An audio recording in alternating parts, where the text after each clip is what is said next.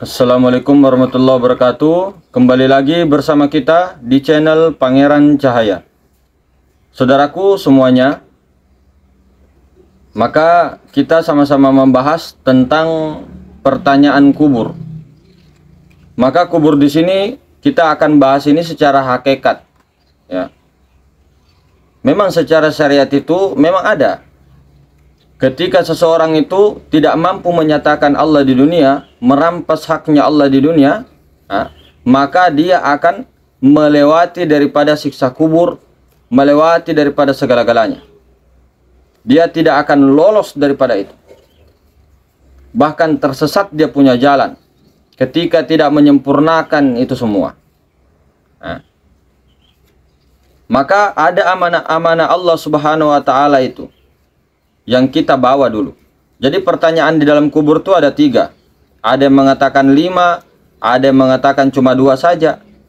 Kalau kita bahas 3 di sini. Siapa Tuhanmu, siapa nabimu, apa kitabmu. Nah, permulaan daripada pertanyaan itu adalah siapa Tuhanmu. Jadi secara hakikatnya itu yang bertanya siapa Tuhanmu itu adalah hati kita sendiri. Hatimu sendiri yang bertanya seperti itu. Ini secara hakikat loh ya. Kita tidak menafikan yang syariat. Kita bicara ke dalam ini. Tidak kita nafikan itu. Itu memang ada. Tapi kita di sini secara hakikat kita tarik ke diri. Itu adalah hati sendiri yang bertanya kepada kita, siapa Tuhanmu? Nah, maka ketika selama di dunia tidak kita ketahui jawaban dari pertanyaan-pertanyaan ini, maka lebih-lebih nanti di akhirat. Lebih-lebih susah, lebih-lebih sulit lagi di akhirat. Ini sesuai dengan ayatnya Al-Quran. Barang siapa buta matanya di dunia, maka dia akan buta matanya di akhirat. Lebih sesat jalannya kelak. Dan jika pada saat ada pertanyaan itu, siapa Tuhanmu? Kita menjawab Allah Ta'ala Tuhan. Kemudian dia bertanya balik kembali begini, siapa itu Allah Ta'ala? Yang mana Allah Ta'ala itu? Di sini orang-orang itu kebanyakan banyak yang bingung. Karena apa? Dia itu tahu ya Allah. Tapi ketika ditanya siapa Allah itu, kebanyakan kita bingung. Mereka bingung. Kalau jawabannya kita jawab Allah Tuhanku gampang, tapi untuk membuktikan tidak ada bukti, sementara Allah itu sangat terang dan jelas. Inilah orang-orang yang tidak betul-betul, tidak benar-benar memahami siapa itu yang dikatakan Allah Ta'ala itu, yang mana itu yang dikatakan Allah Ta'ala itu. Tidak bisa menjawab pertanyaan ini, pertanyaan daripada hatinya. Pengetahuannya hanya sebatas nama. Paling tidak dia hanya mengetahui 99 Asmaul Husna. Mentok ditambah dengan 1, hanya nama 100. Dia tahu. Kita tahu. Yang kita ketahui. Jadi kita kembali ke zaman azali. Ketika Allah Ta'ala di dalam kesendiriannya, berdiri dengan sendiriannya, belum ada yang dijadikan oleh Allah Subhanahu Wa Ta'ala pada saat itu. Belum ada yang dinamakan alam semesta, belum ada langit, bumi, arsy dan semuanya, belum ada. Di situ belum ada yang memuji dirinya, belum ada yang mengenal daripada dirinya. Belum ada yang menyebut-nyebut dirinya Allah. Kemudian dia menjadikan dirinya rahasia dirinya itu di luar daripada dirinya itu. Itulah Nur Muhammad itu. Nah, maka inilah yang dinamakan Nur Muhammad. Itulah hakikat segala sesuatu. Dikatakan juga hakikat Muhammad ini sebenarnya ini adalah Allah Ta'ala. Dikatakan juga dengan nur, dikatakan juga dengan rahasia. Cuma nama saja yang berlain-lainan. Akan tetapi dia juga itu. Jadi kita kasih bagus kita punya paham. Karena ada juga yang berkata paham begini, itu Allah ada di dalam hati sanubari kita. Ada juga yang berkata Allah Ta'ala itu ada di dalam ingatan kita. Ada juga yang berkata Allah Ta'ala itu ada di dalam suara mata hati paling dalam. Ada juga yang berkata ketika kita menindis kita punya mata begini, itu ada di dalam, itu Allah Ta'ala. Ada juga yang mengatakan Allah Ta'ala itu ada pada naik turun nafas, berlindung di situ, halusnya nafas. Kemudian ada juga yang mengatakan ketika kita menghisap kita punya nafas, tahan di pusar, nah itulah Allah Ta'ala. Ketika ditahan nafas itu. Dan ini semua, kepahaman-kemahaman ini ada berupa-rupa, ada juga dalilnya. Semuanya bagus. Semuanya ini pegangannya bagus. Cuma kurang sempurna saja. Karena tertahan hanya di situ. Sementara Allah itu laisa kamitslihi syai', tidak bertempat. Nah, ini permisalan ini seperti orang-orang buta yang memahami gajah dengan pemahamannya masing-masing.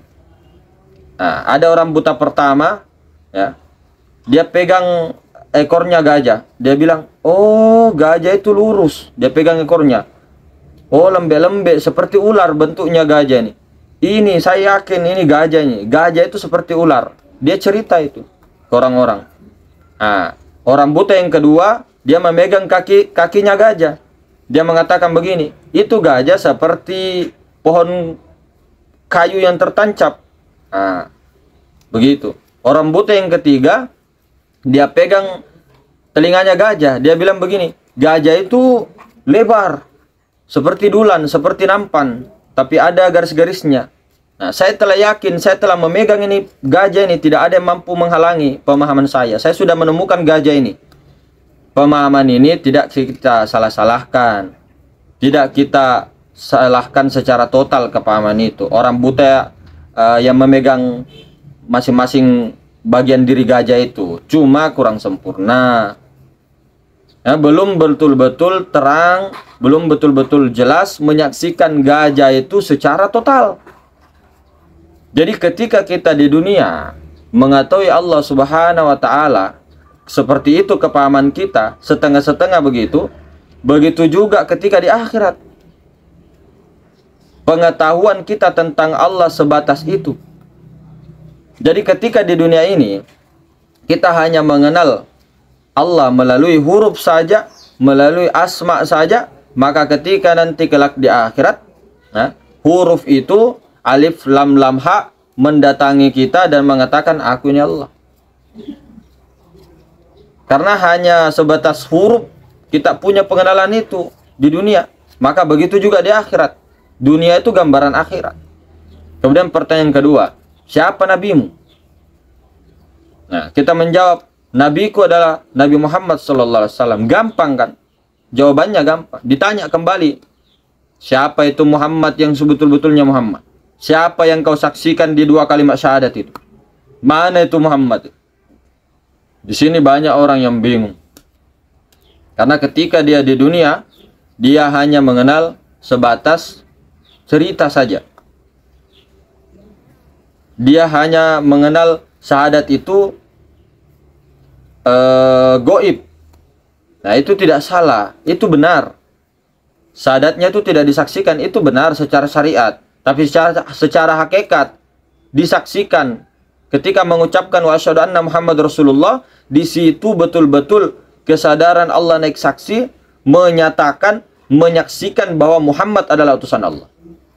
Jadi betul-betul tampak di situ, saudara, nyata, betul-betul. Itu memang sudah betul, cuma belum sempurna. Jadi kita harus mengenal Nabi Muhammad di dalam Nabi Muhammad, Nabi kita uswatun hasanah, dan Muhammad yang sebenar-benarnya Muhammad yang ada dalam diri, yaitu Nur Muhammad. La ilaha illallah Muhammadur Rasulullah. Nah, Allah Ta'ala itu nyawa. Kalau kita tarik ke diri, Allahu ruhun wa Muhammadun jasadun. Lain namun tiada lain. Itu jasad namanya Muhammad. Kalau nur, nama daripada zatnya Allah. Sementara Muhammad, nama daripada sifat Allah. Sifatnya Allah Ta'ala. Nah, kemudian ada 4 unsur asal mula kejadian daripada tubuh kita ini. Daripada tanah, tanah daripada air, air daripada angin, angin daripada api. Keempat unsur ini terjadi daripada Nur Muhammad Sallallahu Alaihi Wasallam. Maka inilah yang dikatakan Nur Muhammad sebenar-benarnya Muhammad itu adalah nur Allah. Sebenarnya nur Muhammad itu adalah nur Allah, nur ilahi, nur zat. Kita perbaiki, kita punya paham. Karena begini saudara, nah, rumus ya, hidup kita ini karena hidupnya Muhammad. Hidupnya Muhammad karena hidupnya Allah Ta'ala. Tahu kita karena tahunya Muhammad. Tahunya Muhammad karena tahunya Allah Ta'ala. Kuasanya kita ini karena kuasanya Muhammad. Kuasanya Muhammad karena kuasanya Allah Ta'ala. Berkehendak kita ini karena kehendaknya Muhammad. Kehendaknya Muhammad karena kehendaknya Allah Ta'ala. Mendengarnya kita ini karena mendengarnya Muhammad. Mendengarnya Muhammad karena mendengarnya Allah Ta'ala. Melihatnya kita ini karena melihatnya Muhammad. Melihatnya Muhammad ini karena melihatnya Allah Ta'ala. Berbicaranya kita ini karena berbicaranya Nur Muhammad. Nah, ada sifat kalam di situ. Muhammad bisa berbicara. Terpantul di situ sifat ma'ani karena kalamnya Allah Ta'ala. Jadi harus betul-betul diketahui, disadari. Nah, itu Allah Subhanahu wa Ta'ala tidak lain daripada Nur Muhammad sebenarnya. Jadi siapa yang membedakan Muhammad Allah, memisahkan Nur Allah dengan Nur Muhammad, itu kafir. Inilah orang kafir sebenarnya, orang musyrik. Makanya jangan tertipu dengan nama. Allah Muhammad itu nama. Wujudnya itu satu, tunggal, esa. Karena Allah Ta'ala sendiri yang menamakan rahasia dirinya ada pada Al-Fatihah itu. Nur Muhammad. Muhammad, engkau itu adalah gantiku daripada diriku. Di atas kerajaanku. Engkau itu aku itu engkau. Tapi perlu dipahami di sini. Bukan kita mau mengaku Muhammad, mau mengaku Allah, bukan. Nah, dan memang kenyataan daripada tubuh hati nyawa rahasia ini adalah Allah Ta'ala. Tidak lain, la ghairi. Jadi orang-orang yang bertubuhkan Muhammad itu, itulah orang-orang yang selamat. Qadim idofi, roh idofi itu nama lainnya daripada Nur Muhammad. Banyak nama lainnya. Nah, jadi pengertian maksud daripada Muhammad itu, orang-orang yang bertubuh Muhammad tidak pernah akan rusak jasadnya di dunia, apalagi di akhirat. Tidak akan ada yang bisa menghancurkan orang-orang yang bertubuhkan dirinya Muhammad, sekalipun itu nuklir, sekalipun itu bom, sekalipun apapun itu, benda-benda apa-apapun di dunia ini tidak akan mampu menghancurkan orang-orang yang bertubuh Muhammad.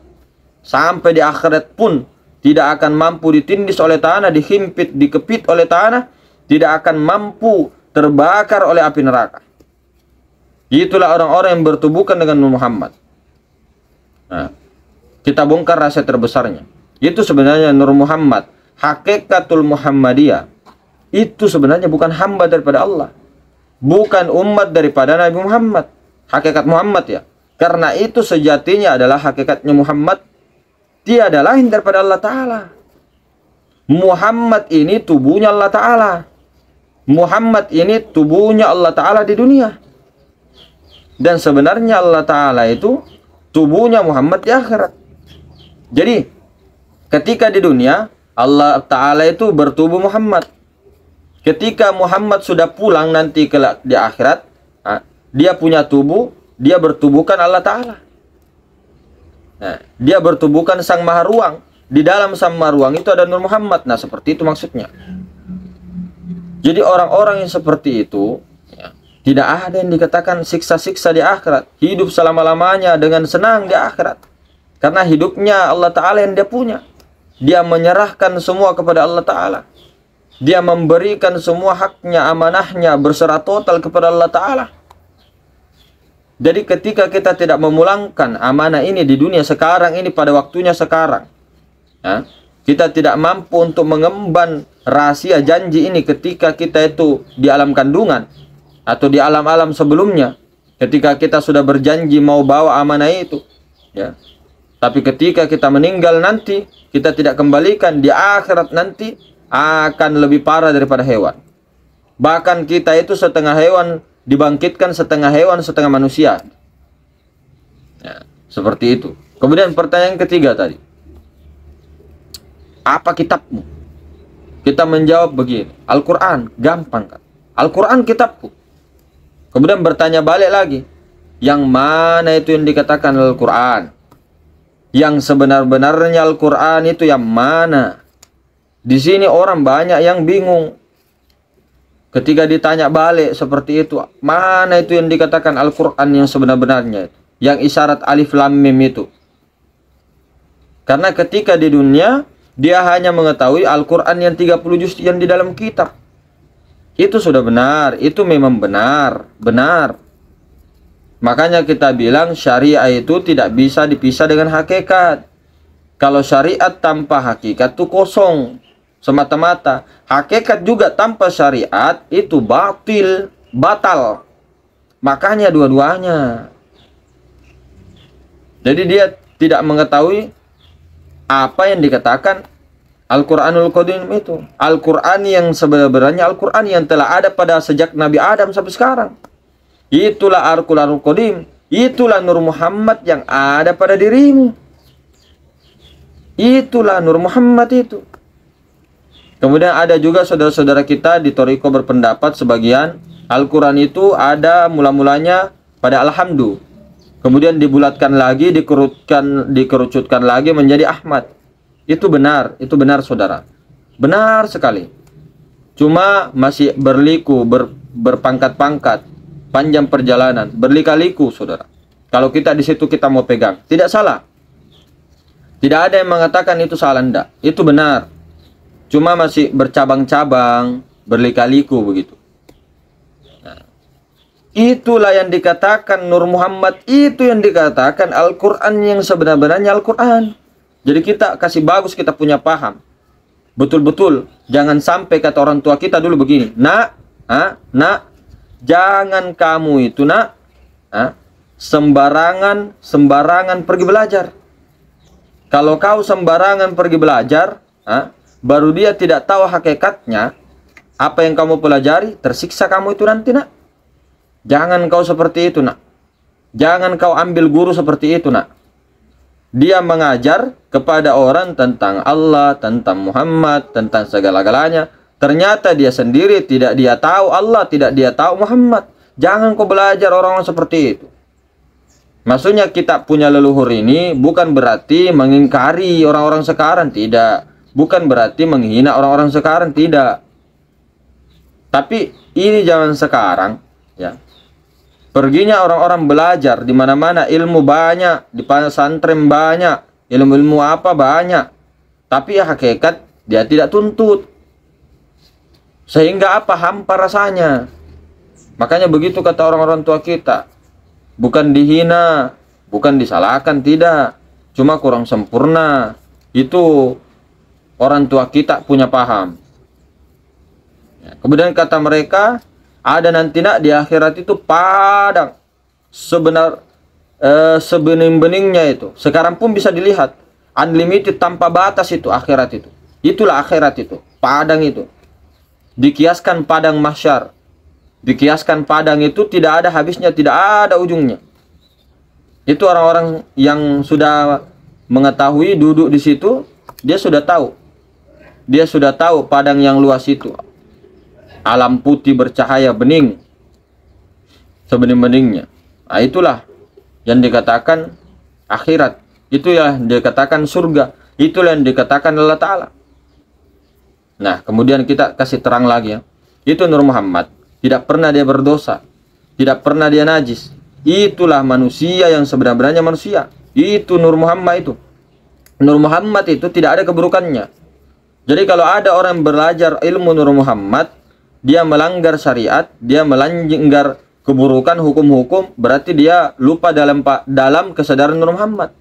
Karena Nur Muhammad itu suci, tidak mau melakukan keburukan. Tidak mau melanggar syariat. Makanya kenapa guru-guru kita selalu menyuruh kita mesra di dalam kesadaran Nur Muhammad. Kalau kita kan lupa, ingat, lupa mesra, lupa sadar. Nanti turun lagi kesadaran, ingat lagi. Itu sudah syukur saudara. Sudah Allah Ta'ala pahamkan di situ. Allah Ta'ala itu sayang betul sama kita. Nah, ini bahasa-bahasa syariatnya begitu. Jadi kuncinya itu Allah Ta'ala itu bertubuhkan Muhammad ketika dunia. Muhammad ini bertubuhkan Allah ketika di akhirat. Jadi jangan bingung, jangan pisahkan Allah dengan Muhammad. Muhammad itu, hakikat Muhammad itu adalah Allah Ta'ala juga. Tiada lain, la ghairi. Jadi ketika di dunia, Allah Ta'ala bertubuhkan Muhammad. Muhammad ketika di akhirat bertubuhkan Allah Ta'ala. Nah, jadi kita perbaiki, kita punya paham. Kemudian jangan juga cuma ini saja yang dipelajari. Seperti tata cara sholat, tata cara wudhu, tata cara istinja, tata cara zikir, tata cara rahasianya takbir, rahasianya rahasia, cara menghadap tubuh kita, bagaimana caranya menghadap, hati kita bagaimana caranya menghadap, nyawa kita bagaimana cara menghadap, rahasia kita bagaimana caranya menghadap. Jadi bukan hanya itu saja. Itu semua betul saudara, wajib, dituntut tuh wajib. Kalau bagi diri saya pribadi wajib. Tapi jangan itu terus. Kita harus tahu kuncinya dulu, kuncinya tuntaskan dulu sampai Nur Muhammad itu. Itu kuncinya, tuntaskan sampai Nur Allah daripada Tuhan. Tuhan jangan dicari karena sudah laisa menjadi Nur Ilahi. Zat, kemudian Nur Muhammad. Karena banyak itu guru-guru sekarang, itu saja yang terus sampai kita punya ajal itu saja terus dari sejak zaman Belanda sampai sekarang. Hanya sebagian kecil yang mau mempelajari ilmu-ilmu Nur Muhammad itu, ilmu-ilmu asal mula kejadian diri. Bagus semua, cuma jangan berhenti di situ. Cuma lebih bagus lagi ya kalau kita itu mengetahui mempelajari asal mula kejadian diri, baru kita mesrakan. Baru kita pakai pakaian itu semua dengan amalan, dengan tata cara zikir, tata cara sholat, tata cara kholwat, berudu, kemudian ilmu-ilmu toriko, baru sempurna kita punya. Kalau tidak mesra dengan Nur Muhammad, kosong semua itu. Kita yang merasa. Iya, memang kita mengetahui Allah Ta'ala semua yang bergerak, ini semua Allah yang melihat, tapi kita tidak mesrakan. Kemudian kita tidak tahu yang mana yang dikatakan Allah itu. Kosong itu juga. Yang mana dikatakan Nur Muhammad itu. Jadi kita perbaiki, kita punya paham. Maka di zaman dahulu, para sahabat itu pernah bertanya kepada Nabi begini. Hai pesuruhnya Allah Subhanahu wa Ta'ala. Hai Nabiullah Muhammad sallallahu alaihi wasallam.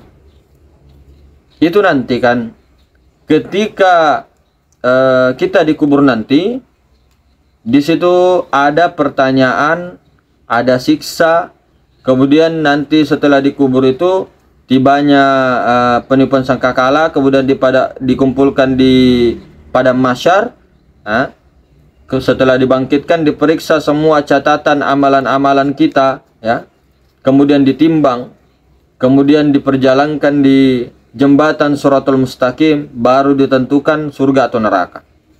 Ya. Bukankah begitu ya Rasulullah? Tapi pertanyaan saya begini ya Rasulullah. Apakah ada seseorang yang tidak melewati semua perkara-perkara yang saya sebutkan tadi ya Rasulullah? Maka jawabnya Nabi SAW, ada wahai sahabat. Ada yang orang tidak melewati semua rintangan itu.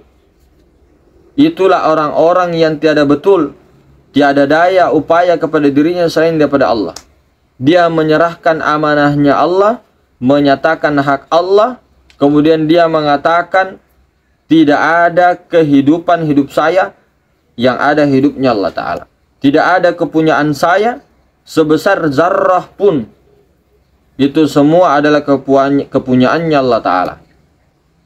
Tapi ini bukan hanya di akal saja, dipaham saja, hanya jadi ilmu, kemudian lupa, betul-betul disadari, kemudian dipraktek, kemudian dia betul-betul menyadari tidak ada satu kekuatan pun pada dirinya, entah itu penglihatannya, pendengarannya, penciumannya, perabanya, perasanya, semuanya itu semuanya daripada Allah Subhanahu wa Ta'ala. Dia diam di dalam paham, mesra di situ. Jadi kalau sudah begitu, kalau kalau sudah begitu, pakaian kita betul-betul sadar menyerahkan totalitas kepada Allah Ta'ala, apa yang mau ditanya di akhirat, di kubur? Apa yang mau ditimbang di akhirat? Apa yang mau dihitung di akhirat? Siapa yang menyiksa, siapa yang disiksa? Siapa? Karena dengan catatan diserahkan, sadar, betul-betul jiwa tenang, sadar menyerahkan totalitas bahwa Allah zahir batin ini Allah Ta'ala. Itu semua. Tapi ini bukan hanya dipaham, dipraktek. Prakteknya ada secara bersunyi-sunyi, dengan secara kita berbicara, berjalan, berduduk, makan, bekerja, itu bisa langsung praktek di situ. Tidak susah-susah kok. Nah, itulah makanya jembatan Shiratal Mustaqim itu secara hakikat itu dikaitkan, ya, diartikan, dimaksudkan adalah rahasia daripada Allah. Nur Muhammad itu, perjalanan kita, ya, itu dikiaskan sebagai Shiratal Mustaqim. Perjalanan kita ini lebih tajam daripada pedangnya Sayyidina Ali, lebih halus daripada 7 lapis rambut dibelah 7. Kiasannya lebih licin daripada sesuatu di dunia, lebih keras daripada batu. Jadi jika sudah mendapatkan Allah Ta'ala, kita leburkan dirimu, kita leburkan diri kita, itulah dikatakan surga. Jadi surga itu jangan dibayang-bayangkan, dipikir-pikirkan, karena ketika kita bayangkan dan pikirkan, bukan seperti itu surga itu. Meskipun memang betul ada dalam Al-Quran dan hadis, kita yakini 1000%. Cuma di situ banyak bahasa-bahasa metafora, banyak bahasa-bahasa kiasan. Sementara kata Nabi SAW, surga itu tidak bisa dipikirkan di dalam pikiran dan tidak pernah terlintas di hati. Surga itu, apa yang terlintas di hati dan pikiran itu bukan surga, itu bukan akhirat. Makanya kita tidak terlalu mengkaji akhirat, kita mengkajinya akhirat yang sekarang. Nah, begitu. Maka Al-Quran itu, ayat-ayat mutasyabihat itu banyak sekali. Bahkan guru kita berpendapat, ayat mutasyabihat itu mulai daripada Al-Baqarah sampai surah An-Nas. Ayat muhkamat yang jelas itu adalah Al-Fatihah saja. Selebihnya ayat mutasyabihat mulai daripada Al-Baqarah sampai An-Nas. Sebenarnya Al-Fatihah ini adalah sebenarnya Nur Muhammad. Seperti itu. Jadi ketika tidak mengenal Allah Subhanahu wa Ta'ala, itu diibaratkan adalah neraka, siksa yang paling pedih, siksa yang paling keras. Jadi kita perbaiki lagi, saudara-saudara, kita sama-sama mawas diri, ya, perbaiki paham kita. Semuanya itu, inti daripada inti itu adalah memesrakan diri kepada Nur Muhammad. Sambil kita belajar hukum-hukum, sambil kita belajar tata cara istinja, sholat, tata cara zikir dan sebagainya, apapun. Tapi kunci daripada di sini, kunci utama, memahami Nur Muhammad, dalam kesadaran Nur Muhammad, memahami betul-betul Allah Ta'ala, baru kita jalan. Nah, kalau tidak paham di sini, salah jalan di sini, salah semua itu amalan. Kosong. Kita tidak menyalahkan, kosong. Tidak salahkan, kosong. Syariatu bila haqiqatu atil. Syariat tanpa hakikat kosong. Al-haqiqatu bila syariah. Hakikat tanpa syariat batil. Batal. Jadi dua-duanya. Mungkin seperti itu ya saudara-saudaraku. Mudah-mudahan dirahmati Allah, dipahamkan Allah. Subhanakallahumma bihamdik. Asyhadu an la ilaha illa anta astaghfiruka wa atubu ilaik. Assalamualaikum warahmatullahi wabarakatuh.